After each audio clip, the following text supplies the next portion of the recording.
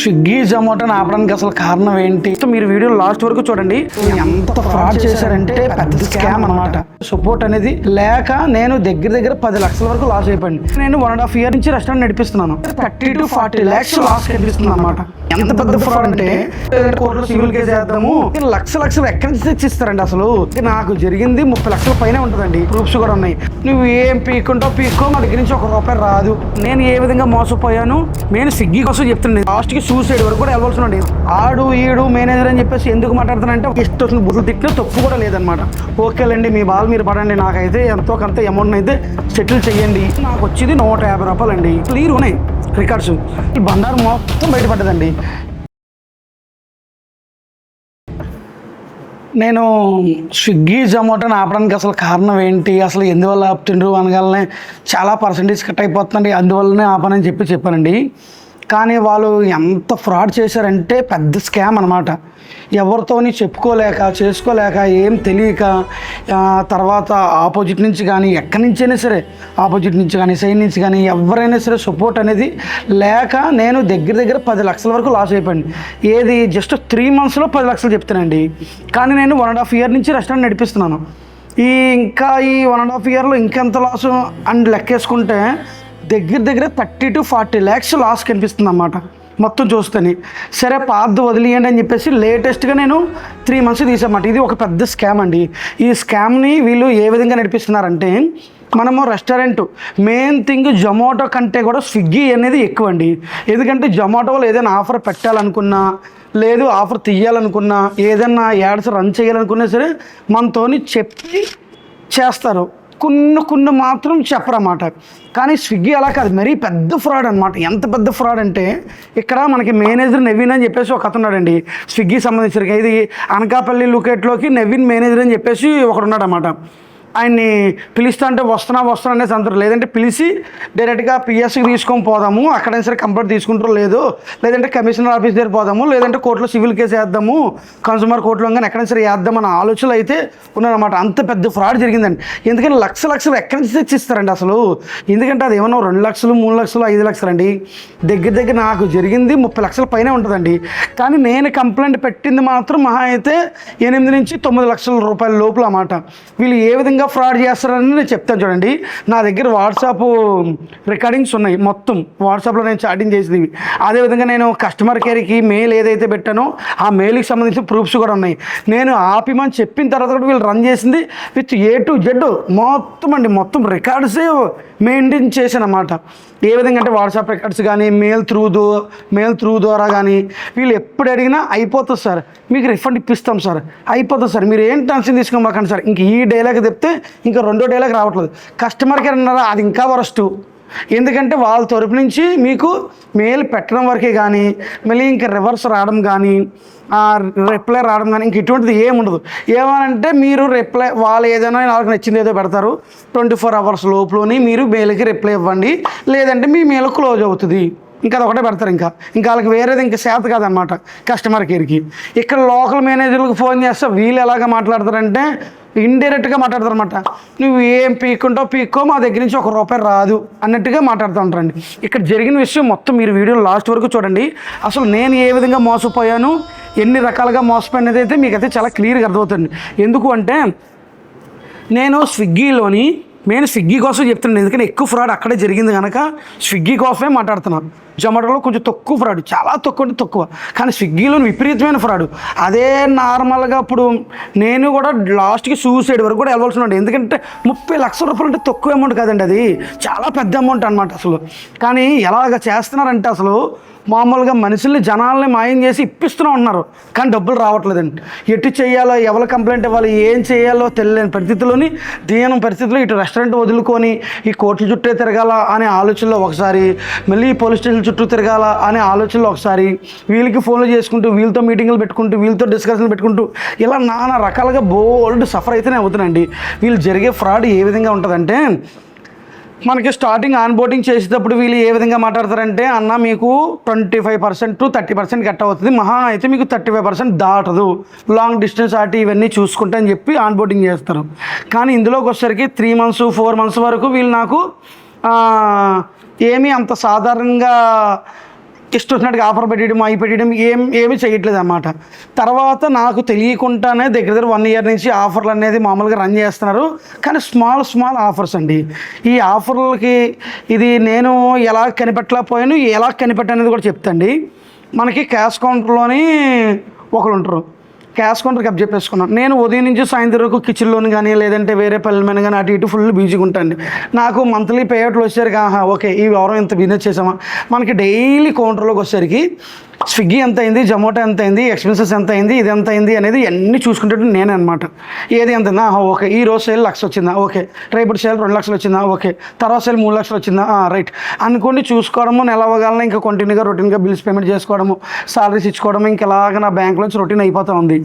కానీ ఇక్కడ మనం ప్రింట్ కొడితేనేమో డైరెక్ట్గా స్విగ్గీది కానీ జొమాటోది కానీ పెద్ద పేపర్ వస్తుంది అన్నమాట. అందువల్ల అక్కడ ఆప్షన్ ఏ విధంగా చేంజ్ చేసి ఉంటే మీరు ప్రింట్ కొట్టమాకండి. ఎందుకంటే ఈ బిల్ అనేది మనం కస్టమర్కి ఇవ్వం కదా. స్విగ్గీ జొమాటో కస్టమర్కి ఇవ్వక మీరు బిల్ కొట్టుకుంటే ఈ బిల్ అనేది కొట్టండి, అప్పుడు మనకి పేపర్ కూడా సేవ్ అవుతుంది. పేపర్ చేయడం వల్ల మనకు సరిపోద్ది అనేసి నేను అక్కడ చెప్పేశాను. దగ్గర 9-10 మంత్స్ నుంచి కూడా ఇంకా అలా కంటిన్యూ అవుతూనే వస్తూనే ఉంది. తర్వాత అనుకోకుండా పేఅవుట్లు తగ్గిపోతూ ఉంది, అమౌంట్ తగ్గిపోతూ ఉంది, ఎక్స్పెన్సెస్ పెరిగిపోతుంది. ఏంటి చూసినా సరే లాభం రావట్లేదు, ఎక్స్పెన్సెస్ చూస్తే పెరిగిపోతున్నాయి అనేసి ఆలోచనలు కూడా పడ్డాను. సరే అయితే ఎక్కడో ఏదో మిస్టేక్ చేస్తున్నామేమో అని చెప్పేసుకొని నా దగ్గర ఒక 50 మంది స్టాఫ్ని ఉంటే ఎక్కడ ఏ అవసరం పడుతుందో వాళ్ళని చూసుకొని మిగిలిన ఒక 10 మంది వరకు స్టాఫ్ని నేను వద్దని చెప్పి వాళ్ళ సాలరీ వాళ్ళు సెటిల్ చేసి ఆపేసాను అనమాట. అది అక్కడితో క్లోజ్ అయిపోయింది. తర్వాత క్యాష్ కౌంటర్లో ఒక అమ్మాయి కూడా లాంగ్ లీవ్లో ఉన్న తర్వాత అప్పుడు క్యాష్ కౌంటర్లో నేను వెళ్ళానండి. వెళ్ళిన తర్వాత ఏది ఎంత వస్తుంది, ఎందుకంటే అక్కడ మనకి బిల్ అనేది ఇంత అమౌంట్ పడుతుంది, ఇంత అమౌంట్ కస్టమర్ పే చేస్తానని చెప్పేసి మనకి కంటికి కనిపించదు. అక్కడ ఈ బిల్లా ఈ ప్రింటా అనేది కనిపిస్తుంది అన్నమాట. ఎప్పుడైతే మనం ప్రింట్అవుట్ తీసామో అప్పుడు మాత్రమే కస్టమర్ ఎంత పే చేశాడు అనేది మనకు కనిపిస్తుంది అన్నమాట. నేనేం చేశానంటే క్యాష్ కౌంటర్లోకి వెళ్ళిన తర్వాత రీసెంట్ డేస్లోని క్యాష్ కౌంటర్లోకి ఎప్పుడు ఒక 2 మంత్స్ బ్యాక్ అండి, 2-3 మంత్స్ అవుతుంది. నేను క్యాష్ కౌంటర్లోకి వెళ్ళిన తర్వాత అప్పుడు ఒకసారి మామూలుగా ప్రింట్ తీద్దామని చెప్పేసి కొంచెం పెద్ద ఆర్డర్లు వస్తే పెద్ద ఆర్డర్ వచ్చింది ఈ బిల్ అంతా చూద్దాం అని చెప్పేసుకొని టక్కని బిల్ తీస్తే టోటల్గా స్విగ్గీలో ఉండే ప్రైజెస్ ప్రకారంగా చెక్ చేసుకుంటే 3,000 బిల్లు. అటువంటిది నాకు అందులోని పే అయింది వాళ్ళంతటి వాళ్ళు 1,500 2,000 రూపాయలు డిస్కౌంట్లు ఇచ్చుకొని నాకు వచ్చింది 1,000 రూపాయలు. ఏది ఇక్కడ ప్రింట్లో వచ్చింది 1,000 రూపాయలు, 3,000 రూపాయలు బిజినెస్ స్విగ్గీలో జరిగింది. కానీ నాకు వచ్చింది 1,000 రూపాయలు. మళ్ళీ 1,000 రూపాయల నుంచి వీళ్ళు 70% 60% వరకు కట్ అయిపోతుంది. అది కూడా ఎలా కట్ అవుతుందని చెప్తాను, క్లియర్గా వినండి. వీడియోని కూడా లాస్ట్ వరకు చూడండి. ఇదేంది అసలు ఎంతవరకు కట్ అయిపోతుంది 1,000 రూపాయలు, మళ్ళీ 1,000 రూపాయలు మళ్ళీ వీళ్ళు కమిషన్లు కూడా ఉంటాయి కదా, ఇదేంది మరీ దారుణం అని చెప్పేసుకొని వీడు మేనేజర్కి నేను ఆడు ఈడు మేనేజర్ అని చెప్పేసి ఎందుకు మాట్లాడుతానంటే వాడిని ఇంకా ఇష్టం వచ్చిన బూతులు తిట్టినా తప్పు కూడా లేదనమాట. ఎందుకంటే ఆడు ఎంత పెద్ద ఫ్రాడ్ అనమాట. ఎందుకంటే ఎప్పుడు చూడండి వాడు ఏదో ఒకటి సొల్లు చెప్పుకుంటూ వస్తూనే ఉంటాడు, కానీ ఆడి వల్ల ఏమీ కాదు. పోనీ నాకు శాత కాదనేసి కూడా చెప్పడమాట. వాళ్ళ పైన మేనేజర్లు వాళ్ళు అదే నువ్వు ఏం చేసుకుంటో చేసుకో, మా తరపు నుంచి ₹1 ఎదురు రాదు అన్నట్టుగా ఇండైరెక్ట్గా మాట్లాడతారు అన్నమాట వాళ్ళు. అందుకోసం అనేసి ఇన్ని రోజులు వీళ్ళకి 15 రోజులు ఛాన్స్ ఇచ్చి ఇప్పుడు మళ్ళీ వీడియోస్ తీయవలసి వస్తుంది అన్నమాట. నేను వాళ్ళకి 15 రోజులు ఛాన్స్ ఇచ్చి ఓకేలేండి మీ బాల్ మీరు పడండి, నాకైతే ఎంతో కొంత అమౌంట్ని అయితే సెటిల్ చెయ్యండి, నా ఇంత లాస్ అయ్యాను, ఎంత మీ వలన అయ్యింది, ఇన్ని లక్షలు అయ్యింది, మీరు నాకు పోనీ ఎంత ఇస్తారో చెప్పండి, ఎంతో కొంత సచ్చినోడి పెళ్ళికి వచ్చిందే కట్నం, ఎంతో కొంత సేవ్ అవుతాను కదా అన్న ఉద్దేశంతో కూడా అడిగినా ఎటువంటి రెస్పాన్సిబుల్ కూడా లేవండి వీళ్ళు. తర్వాత నేను మేనేజర్కి ఫొటోస్ కానీ ఇవన్నీ కూడా వరుసగా పెట్టానమాట. ఏంటన్నా ఇదేంది ఈ ఆఫర్లు ఎక్కడి నుంచి రన్ అవుతున్నాయి, ఆఫర్లు రన్ అవుతున్నాయి అని చెప్పేసి చూసుకున్న తర్వాత మామూలుగా మనకి పార్ట్నర్ యాప్లోని 10-15 ఆఫర్స్ రన్ అవుతున్నాయి. దగ్గర నేను 2-3 ఆఫర్స్ నా అంతటి నేనే ఆపిన తర్వాత ఇంకా కొన్ని ఆఫర్లు డైరెక్ట్గా మీ పిఓస్ని కాంటాక్ట్ అవ్వండి అన్నట్టుగా వస్తుంది అన్నమాట. అంటే అక్కడ మేనేజర్ వాళ్ళు మనం ఆఫ్ చేసుకోవడానికి, అంటే అక్కడ మేనేజర్లు మనము ఈ ఆప్షన్ని ఆఫ్ చేసుకోకుండా ఉండడం కోసం అని చెప్పేసి దాన్ని క్లిక్ చేసినా సరే కస్టమర్ కేర్కి కాల్ చేయండి, లేదంటే పిఓసి అంటే మీ మేనేజర్ని కాంటాక్ట్ అవ్వండి అన్నట్టుగా వస్తుంది. చెప్తే మన చేతిలోని ఆఫర్ని స్టాప్ చేసే ఆప్షన్ ఉండట్లేదు. 10 ఆఫర్స్ రన్ అవుతున్నాయి, దాంట్లోంచి 2-3 మన చేతిలో ఉన్నాయి, మిగిలిన మన చేతిలో ఉండట్లేదు. అప్పుడు ఎలా చెప్తాను వాళ్ళని కాంటాక్ట్ అయితే ఒకసారి ఫోన్ ఎత్తాడు వాట్సాప్ చేస్తే ఓకే చూసారా, ఐ విల్ యాక్షన్ అంటాడు ఈ పెద్ద పోటుగా లెక్క.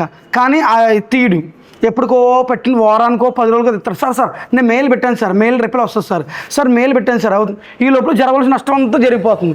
నేను అలాగే దగ్గర నాకు చాలా వరకు అంటే కనీసము నాకు అంచనాగా చిన్న లాజిక్ అండి. ఏ విధంగా అంటే ఒక బిర్యానీ నేను ఆన్లైన్లో 300 రూపాయలకి పెడితే వాళ్ళు 150 రూపాయలు ఆఫర్ ఇచ్చుకొని నాకు వచ్చేది 150 రూపాయలు అండి. ఈ 150 రూపాయలలోంచి కూడా మళ్ళీ వీళ్ళు యాడ్స్ అని చెప్పేసుకొని తర్వాత వీళ్ళకి సంబంధించరికి ప్లాట్ఫారం ఛార్జెస్ అని చెప్పేసుకొని యాడ్స్ ఇలా రకరకాలుగా వీళ్ళ ఆప్షన్స్ అన్నీ చూసుకొని వీళ్ళేం చేస్తున్నారు అంటే దాంట్లో నుంచి ఇంకో 100 రూపాయలు కట్ అయిపోయి మనకి లాస్ట్ పేమెంట్ వచ్చేసరికి 50 రూపాయలు మాత్రం పడుతుందండి. అంటే ఒక బిర్యానీ నేను 300 రూపాయలు పెడితే నాకు డైరెక్ట్గా నా బ్యాంక్లో పడే అమౌంట్ 50 రూపాయలండి. అంటే నాకు 20 to 25% మాత్రమే నా అకౌంట్లో పడుతుంది. ఈ విధంగా చాలా రోజుల నుంచి జరుగుతుంది అన్నమాట. నేను ఇవన్నీ కరెక్ట్గా, ఎందుకంటే మీ అందరికీ తెలుసు నేను ఎంతవరకు చదువుకున్నాను ఏంటి అని చెప్పేసుకుని. అలాగే మన దగ్గర నాకు పార్ట్నర్స్ కానీ లేదంటే బ్యాక్ సైడ్ సపోర్ట్ కానీ నేను ఎవరిని పార్ట్నర్స్ అన్నీ కలుపుకోలేదండి. ఎందుకంటే నేనే చేసుకొని ఇక్కడ ఎవరు సెలవు పెట్టినా ఇంక్లూడింగ్ మోరీ కానించి క్యాష్ కౌంటర్ వరకు ఎవరు సెలవు పెట్టినా ఆ వర్క్ ప్రెషర్ అనేది నా మీదే పడుతుంది అన్నమాట.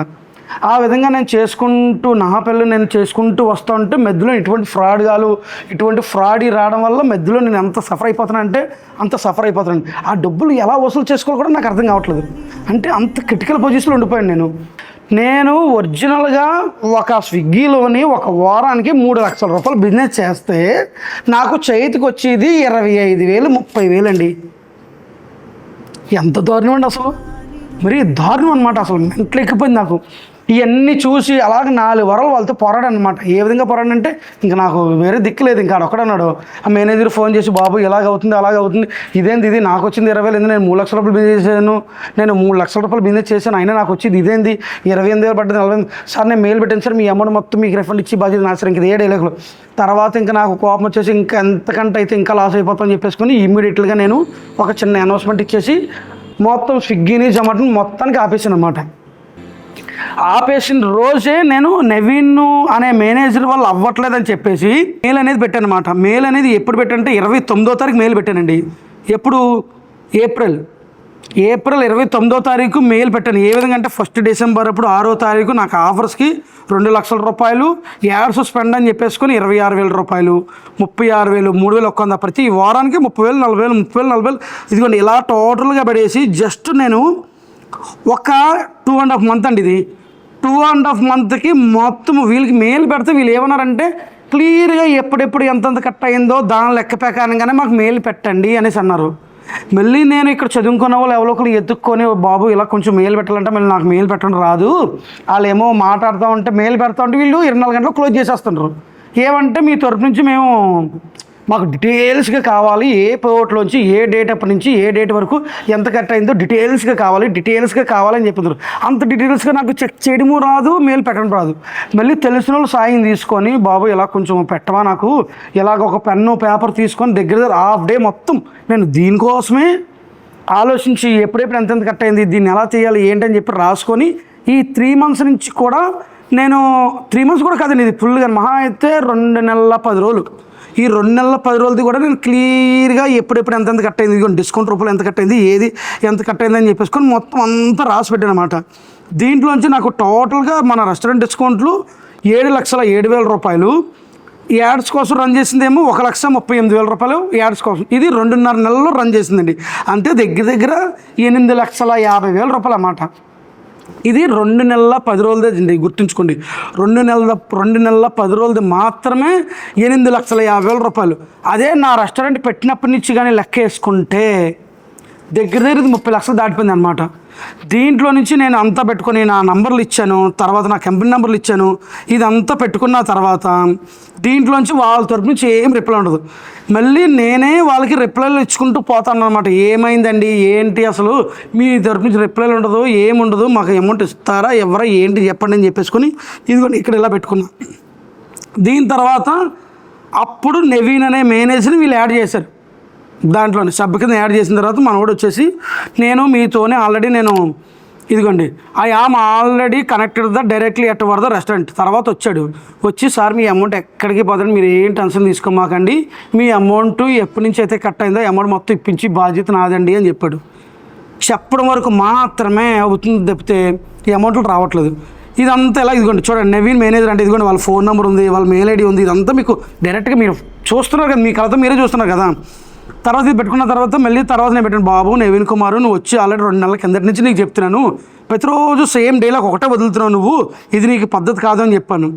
మళ్ళీ వచ్చిన తర్వాత మళ్ళీ నీకు మీతో డిస్కస్ మా పై మేనేజర్ చేసింది కదా అని చెప్పేసుకొని, పై మేనేజర్లు ఆ మేనేజర్లు అనుకుంటే వీళ్ళు ఫోన్లు చేస్తున్నారు, సార్ మీ ప్రాబ్లం త్వరలో సాల్వ్ అవుతుంది సార్, అంతే. ఇంక ఈ డేలకు చెప్తే ఇంక వేరే డేలకు ఉండదు అన్నమాట వీళ్ళ దగ్గర, ఇంక ఇదే డేలకు. తర్వాత నేను నా ప్రాబ్లం సాల్వ్ చేస్తారు లేదంటే నేను ఏకలుగా యాక్షన్ తీసుకుంటాను అది ఇదని చెప్పేసుకొని అనుకున్న తర్వాత వీళ్ళు ఏం చేశారు చూడండి, జూన్ 1వ తారీఖునంట నేను ఎటువంటి రిప్లై ఇవ్వకుండా, నా అకౌంట్లో అమౌంట్ పడకుండా, నేను ఎవరు కూడా కాంటాక్ట్ అవ్వకుండా వీళ్ళు ఏమని పెట్టారంటే, యువర్ సపోర్ట్ రివన్ దర్శన చంద్ర ఏదో సంథింగ్, మీతో మాట్లాడారు కదండి, మీతో మాట్లాడారు కదా కాబట్టి మీ ప్రాబ్లం సాల్వ్ అయ్యింది అని చెప్పేసి మీ టికెట్ని క్లోజ్ చేస్తున్నాం అని చెప్పేసి వాళ్ళంతా వాళ్ళు మెయిల్ పెట్టేసుకుంటారు. అసలు దీనికి ఎవరు రిప్లై ఇచ్చారు, ఎవరు ఏం చేసిండ్రు, ఎవరికి డబ్బులు పడ్డాయి, ఎవడెవడో వచ్చి ఎవరితో మాట్లాడినరు అంటే వీళ్ళంతటి వీళ్ళే టికెట్ క్లోజ్ చేసేసుకుంటారు అన్నమాట.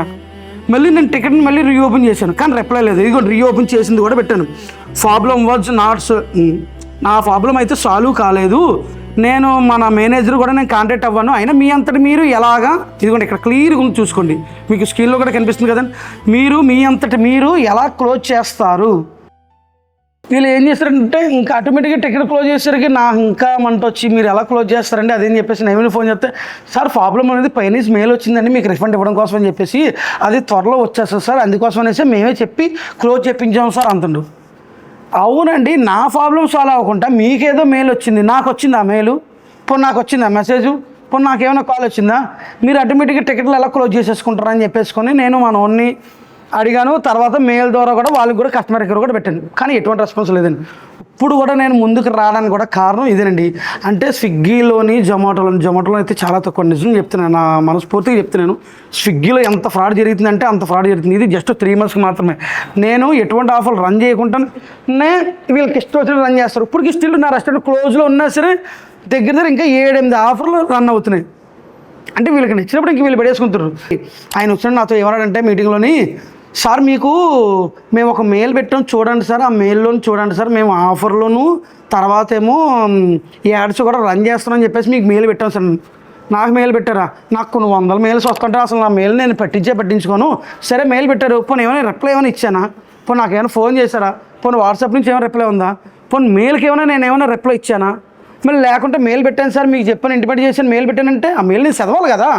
నీ మార్గం నువ్వు మెయిల్ పెట్టేసుకుంటే స్పామ్లోకి వెళ్తాయి, కొన్ని ఎక్కడెక్కడ ఉంటాయి, నా ఫోన్లో ఎక్కడ ఉంటాయి, లేదా నేను డబ్బా ఫోన్ వాడతాను.